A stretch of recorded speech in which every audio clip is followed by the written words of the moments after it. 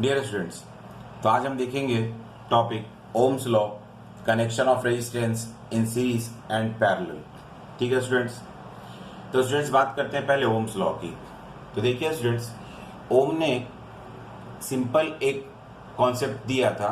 उन्होंने क्या बोला था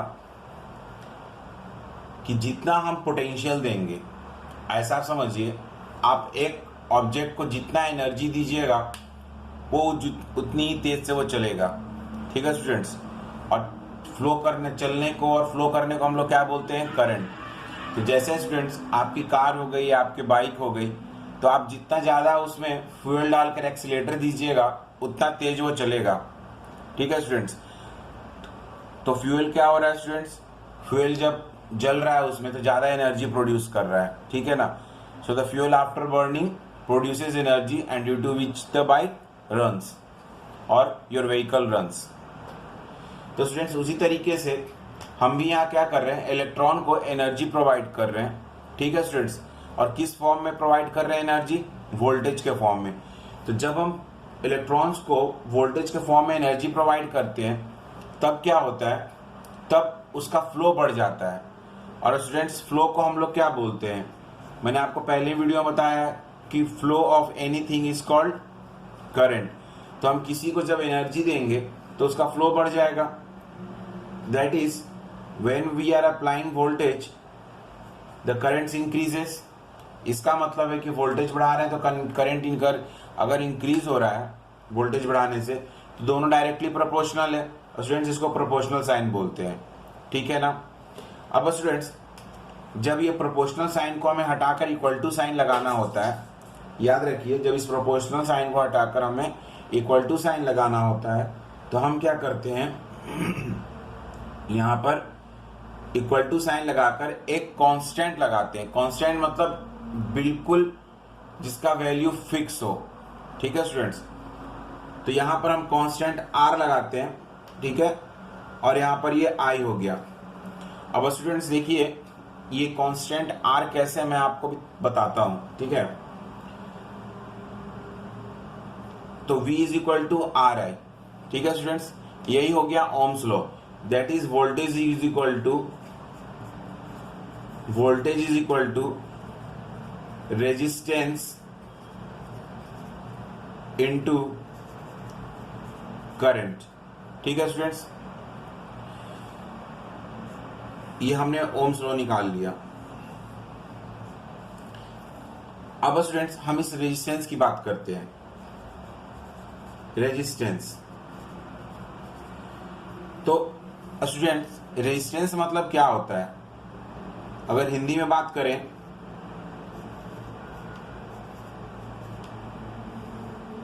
तो रेजिस्टेंस मतलब होता है रुकावट। ठीक है, अब देखिए ये रेजिस्टेंस रुकावट कैसे देता है। मान लीजिए हमारे पास, इसको मैं थोड़ा और चौड़ा कर दे रहा हूं, थोड़ा और विड्थ इसका मैं बढ़ा दे रहा हूं। हमारे पास एक मटेरियल है जिसमें, मटेरियल मतलब इन द सेंस प्लास्टिक का बात नहीं कर रहा हूं मैं, मेटल की बात कर रहा हूं। और इस मेटल में स्टूडेंट्स देखिए कुछ फ्री इलेक्ट्रॉन्स है। ठीक है स्टूडेंट्स, और कुछ इसमें कुछ क्या बहुत सारे इसमें फिक्स्ड इलेक्ट्रॉन्स है। ठीक है स्टूडेंट्स, अब देखिए स्टूडेंट्स ये जो इलेक्ट्रॉन्स है, ठीक है, ये वाले जो इलेक्ट्रॉन्स हैं जब ये फ्लो करेंगे तो इस फिक्स्ड वाले एटम से टकराएंगे ये। ठीक है, अब इसमें कितने फ्री इलेक्ट्रॉन्स हैं तो उतना ज़्यादा फ्लो होगा, उतना ज़्यादा कंडक्टिविटी अच्छे से होगा। क्योंकि देखिए ये अगर इसमें बहुत सारे ऐसे इलेक्ट्रॉन्स अगर रहेंगे तो ये वाला इसको जाकर अपनी एनर्जी पास करेगा इस इलेक्ट्रॉन को, ये इलेक्ट्रॉन इसको अपनी एनर्जी पास करेगा, ये इलेक्ट्रॉन इसको एनर्जी पास करेगा, इससे फ्लो करता जाएगा। लेकिन स्टूडेंट्स अगर हम कम इलेक्ट्रॉन्स फ्री इलेक्ट्रॉन्स डाल दें, अभी जैसे देखिए हमने यहाँ पे कम फ्री इलेक्ट्रॉन्स डाल कर दिया, मैंने फ्री इलेक्ट्रॉन्स का नंबर्स मैंने कम कर दिया, तो ये क्या होगा? ये यहाँ जाएगा, इसको तो पास कर देगा अपना एनर्जी, लेकिन स्टूडेंट्स ये जब जाएगा तो ये यहाँ से पास करने के बाद ये इधर टकराएगा अगर तो ये बहुत दूर तक ट्रेवल नहीं कर सकता। अगर मान लीजिए एक और फिक्स है तो ये क्या होगा? फिक्स एटम है, ये सब फिक्स्ड एटम है ये सब, ठीक है स्टूडेंट्स, ये सब फिक्स्ड एटम है। तो ये इलेक्ट्रॉन्स क्या होगा, रास्ते में इससे टकराएगा, फिर ये इलेक्ट्रॉन्स रास्ते में इससे टकराएगा, तो ये अपनी एनर्जी बहुत को पास नहीं कर सकता। लेकिन अगर मान लीजिए बहुत सारे इलेक्ट्रॉन्स हो गए, ठीक है, तो ये इलेक्ट्रॉन अपनी एनर्जी इसको पास करेगा, ये इलेक्ट्रॉन इसको अपनी एनर्जी पास करेगा, और ये हो सकता है कि ये जाकर इसे टकराए मगर इसको अपनी एनर्जी पास कर दे वो, ठीक है। तो इस तरीके से क्या होगा कि more number of free electrons more will be the conductivity और more will be the flow of current, आप ऐसे समझिए, तो ज्यादा फ्लो ऑफ करंट होगा, ठीक है स्टूडेंट्स। तो रेजिस्टेंस क्या है, रुकावट, इट इज द हिंड्रेंस, ठीक है, to the flow of the current. तो एक करंट फ्लोइंग करंट को कितना रोका जा रहा है उसी को हम लोग क्या बोलते हैं, रेजिस्टेंस बोलते हैं, ठीक है। चलिए स्टूडेंट्स, अब हम रेजिस्टेंस की बात करते हैं, रेजिस्टेंस किन किन फैक्टर्स पर डिपेंड करता है, ठीक है। तो देखिए स्टूडेंट्स, हमने एक मेटल वायर का सैंपल लिया है, उस सैंपल को हमने क्या किया, सबसे पहले उसके लेंथ को इंक्रीज करके हमने देखा, और तब हम देखते हैं कि रेजिस्टेंस पर उसका क्या इफेक्ट पड़ता है।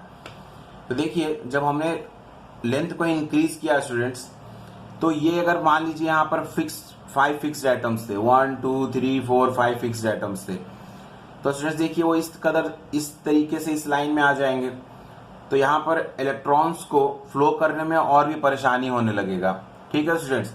जैसे कि आप वैसे समझ सकते हैं कि अगर आपके क्लास का जो गेट है, ठीक है, या फिर आपके स्कूल का जो मेन गेट है, अगर उसे और पतला कर दिया जाए या फिर उसका विड्थ को और कम कर दिया जाए, तो स्टूडेंट्स क्या होगा, ऑब्वियसली है कि आप लोग को जाने में ज़्यादा परेशानी होगी, क्योंकि एक साथ बहुत सारे बच्चे नहीं निकल पाएंगे, ठीक है स्टूडेंट्स।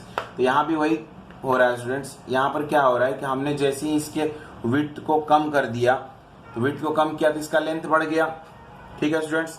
अब इसका लेंथ बढ़ गया तो ठीक है, ये लेंथ तो बढ़ चुका है, लेकिन यहाँ पर हर इलेक्ट्रॉन्स को जाने में बहुत परेशानी हो रहा है, मतलब उसको बहुत रुकावट मिल रहा है, बहुत हिंड्रेंस मिल रहा है। तो इसका मतलब क्या है कि रेजिस्टेंस बढ़ गया। तो हम यहाँ पर कैसे लिखेंगे, resistance is directly proportional to length, ठीक है स्टूडेंट्स। और स्टूडेंट्स अब हम क्या करते हैं कि इसके क्रॉस सेक्शन को हम लोग बढ़ा देते हैं, ठीक है स्टूडेंट्स। इसी मेटल पीस को हम लोग पीट के क्या करते हैं, इसे क्रॉस सेक्शन को बढ़ा देते हैं। तो स्टूडेंट्स देखिए, एरिया तो बिल्कुल वही रहेगा, लेंथ इनटू ब्रेड्थ बिल्कुल फिक्स रहेगा, ठीक है ना। तो यहाँ पर हमने क्या किया है, हमने लेंथ को कम कर दिया है और हमने जो है ना उसके ब्रेड्थ को बढ़ा दिया है, ठीक है स्टूडेंट्स। तो इसको हम लोग कैसे बोलते हैं, हम लोग इसको ऐसे बोलते हैं कि हमने इसके एरिया को बढ़ा दिया है। तो स्टूडेंट्स कौन से एरिया हमने बढ़ा दिया है, तो हमने देखिए, आपको मैं अगर वायर का सामने का फेस आप ऐसे देखें, तो वायर के सामने का फेस कुछ ऐसे होता है स्टूडेंट्स, ये इस टाइप का होता है, ठीक है ना, ये सामने का फेस है उसका। तो स्टूडेंट्स हमने क्या किया है, इस वायर को छोटा कर दिया है और इस फेस का ये वाला एरिया बढ़ा दिया है स्टूडेंट्स, ठीक है। आप ऐसा मत समझिएगा कि हमने जो है ना उसमें कहीं अलग से लाकर वायर डाल दिया, नहीं, हमने अलग से वायर नहीं लाया, हमने क्या किया है, इसको जो है ना हैमरिंग करके पीट के या फिर किसी भी मशीन का यूज करके हमने क्या किया है, इसके एरिया को बढ़ाकर इतना कर दिया है। तो ऑब्वियसली है कि अगर हम इसके एरिया को बढ़ाएंगे तो इसका लेंथ छोटा हो जाएगा, ठीक है स्टूडेंट्स। तो ये लेंथ छोटा हो गया। स्टूडेंट्स एक्चुअली ये जो है ना सर्कुलर पीस नहीं है, ये रेक्टेंगुलर पीस नहीं है, ये सर्कुलर पीस है ये, ठीक है स्टूडेंट्स। तो आप चाहें तो इसको रेक्टेंगुलर पीस में भी ले सकते हैं। तो फिर सामने आपको क्या करना पड़ेगा कि इसका जो है ना आपको इस टाइप से आपको दिखाना पड़ेगा, ठीक है, कि पहले का इसका विड्थ इतना था, अब आपने क्या किया, इसका सामने का एरिया बढ़ा दिया इतना, तो पीछे का लेंथ क्या हो जाएगा स्टूडेंट्स, छोटा हो जाएगा, ठीक है स्टूडेंट्स। तो आपने क्या किया, इस वायर के लेंथ को आपने छोटा करके इसके एरिया को आपने बढ़ा दिया, इस तरीके से आपने एरिया को बढ़ाया है, ठीक है। अब उसके बाद देखिए स्टूडेंट्स, हमने इस एरिया को बढ़ा दिया तो क्या हो जाएगा कि अब इलेक्ट्रॉन्स को फ्लो करने में इजी होगा। अगर आपके स्कूल के गेट को या आपके क्लास के गेट को डबल कर दिया जाए तो ज्यादा से ज्यादा बच्चे एक साथ निकल पाएंगे, तो फ्लो करना और भी इजी हो जाएगा, ठीक है स्टूडेंट्स। तो हम लोग क्या देख रहे हैं कि resistance is inversely proportional. Inversely proportional के मतलब अगर हम एरिया को बढ़ाएंगे तो रेजिस्टेंस कम हो जाएगा, रुकावट कम हो जाएगा, तो उसको हम लोग बोलते हैं इन्वर्सली प्रोपोर्शनल, और इस तरीके से हम दिखाते हैं। अब स्टूडेंट्स क्या करते हैं, इस इक्वेशन 1 को और इस इक्वेशन 2 को, दोनों को हम क्या करते हैं, कॉम्बाइन कर देते हैं। तो कॉम्बाइन करेंगे तो क्या हो जाएगा, R is directly proportional to L upon A। और स्टूडेंट्स मैंने आपको बोला था ना कि जब ये प्रोपोर्शनल साइन लगा हुआ रहेगा तो आपको इस प्रोपोर्शनल साइन को हटाना है तो आपको इक्वल टू का यूज करना पड़ेगा। तो इक्वल टू, और यहाँ पर एक कांस्टेंट आएगा, ठीक है, रो, और ये L अपॉन A, ठीक है। और इस रो को, इसको रो बोलते हैं, और इस रो को हम लोग बोलते हैं रेजिस्टिविटी,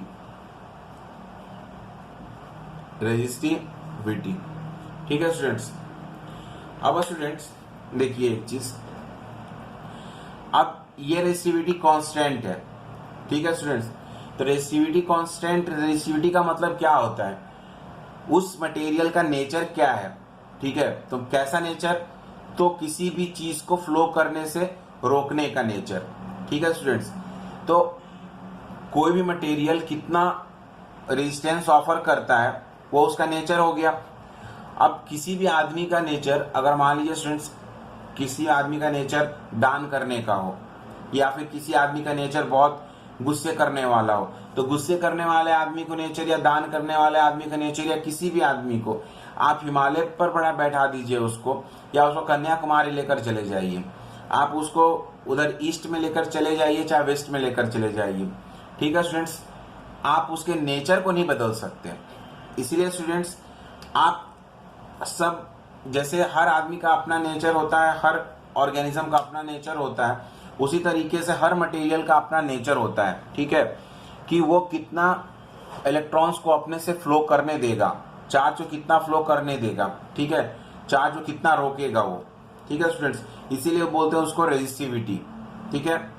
तो देखिए स्टूडेंट्स, ये इसलिए हमेशा ये कांस्टेंट रहेगा। तो कभी कभी क्या होता है स्टूडेंट्स कि अगर ऐसे पूछ लिया गया कि on what factor does the resistivity depends, तो बच्चे क्या करते हैं, ऐसे लिखने लगते हैं R into A upon L। तो बच्चे ये बोलने लगते हैं कि resistivity depends upon area, directly upon area and inversely upon length. नहीं स्टूडेंट्स, ये चीज नहीं है, क्योंकि रेजिस्टिविटी तो उस मटेरियल का अपना नेचर है, उसको लेंथ से और एरिया से कुछ लेना देना नहीं है। अगर मान लीजिए हमारे पास ये वायर है स्टूडेंट्स, ठीक है, इस वायर को अगर मैं इसके लेंथ को छोटा कर देता हूं ऐसे करके, ठीक है स्टूडेंट्स, तो ऐसा नहीं कि इसकी रेजिस्टिविटी कम हो जाएगी। अगर इसकी रेजिस्टिविटी इतनी है तो इसकी रेजिस्टिविटी भी यही रहेगी, रेजिस्टिविटी चेंज नहीं होगा, ठीक है स्टूडेंट्स, इस बात का आप ध्यान रखिएगा। तो ये होगी बात ओम्स लॉ की। अब हम आते हैं कनेक्शन पर। देखिए स्टूडेंट्स, फर्स्ट है रेजिस्टेंस कनेक्टेड इन सीरीज, ठीक है स्टूडेंट्स। तो आज हम डिराइव करके देखेंगे कि रेजिस्टेंस कनेक्टेड इन सीरीज तो क्या फॉर्मूला बनता है उसका, नेट रेजिस्टेंस का, ठीक है स्टूडेंट्स। तो देखिए स्टूडेंट्स, यहाँ पर सबसे पहले आप क्या देखिए, यहाँ पर करंट में कोई चेंज नहीं हो रहा, ठीक है, जितना करंट यहाँ से फ्लो करेगा उतना ही करंट वापस सेल के अंदर एंटर करेगा, ठीक है स्टूडेंट्स। लेकिन चेंज क्या हो रहा है, वोल्टेज का चेंज हो रहा है, ठीक है। रेजिस्टेंस तो हमने डिफरेंट नेचर का लिया ही है, तो हम सिर्फ दो ही चेंज देखेंगे, आइदर करंट का चेंज देखेंगे, नहीं तो हम फिर वोल्टेज का चेंज देखेंगे, ठीक है। तो यहाँ पर देखिए स्टूडेंट्स, जब हम वोल्टेज का चेंज देखते हैं तो हम लोग क्या देखते हैं, यहाँ पर V1 है, यहाँ पर V2 और V3 है। क्यों ऐसा है, क्योंकि अगर यहाँ से जो एनर्जी आएगा, यहाँ से जो भी वोल्टेज आएगा, तो सबसे पहले वो रेजिस्टेंस R1 से पास करेगा, फिर R2 से पास करेगा, अब जो बच गया वो R3 से पास करेगा, ठीक है। इसलिए यहाँ पर वोल्टेज V1 हो जाएगा, यहाँ वोल्टेज V2 हो जाएगा, यहाँ वोल्टेज V3 हो जाएगा। ये आप अच्छे समझ सकते हैं, ठीक है स्टूडेंट्स। तो हम क्या करेंगे, हम डिराइव करने के लिए जो चीज चेंज हो रहा है हम उसको लेंगे, ठीक है स्टूडेंट्स। तो net voltage is equal to क्या हो गया, V1 plus V2 plus V3। ये चेंज हो रहा था करंट और वोल्टेज, बस ये दो चीज को हमको देखना है। तो स्टूडेंट्स देखिए, यहां पर ये V1, V2 और V3, इसको आप क्या लिख सकते हैं, यहां पर पहले V को क्या लिख सकते हैं, आपको मालूम है कि V is equal to R into I होता है स्टूडेंट्स। तो आप यहां पे लिख सकते हैं ऐसे RI, ठीक है। R को आप ले लीजिए नेट रेजिस्टेंस, नेट रेजिस्टेंस। ठीक है स्टूडेंट्स, अब यहां पे क्या हो जाएगा, R1I, क्योंकि करंट तो सब जगह सेम है, यहां पर भी करंट सेम होगा, यहां पर भी करंट सेम होगा और यहां पर भी करंट सेम होगा। फिर R2I प्लस R3I। ठीक है स्टूडेंट्स, तो यहां से I को कॉमन ले लीजिए,